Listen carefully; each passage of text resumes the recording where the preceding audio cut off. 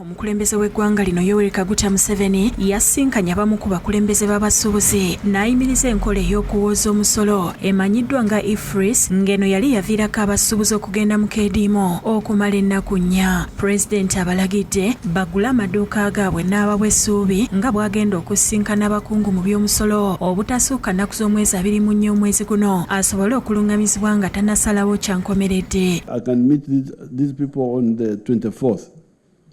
The URA and finance and all that. But what I will not allow will be to penalize you.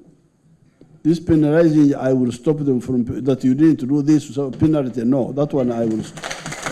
President asose kuwuliriza abasuubuzi bano n'ategeeza nga bw'abadde tayinza kukola kusalawo kwa nkomeredde amangu ddala nga abasuubuzi bwe babadde baagala. Mukama waffe tulina ba wholesalers, ba retailers n'abayiri bisigawo nti ba wholesalers bokka bali mu mukama waffe. Oweekitiibwa President, enkola eno yeetaaga okwongera okwettaanya ennyo. Temuntomeza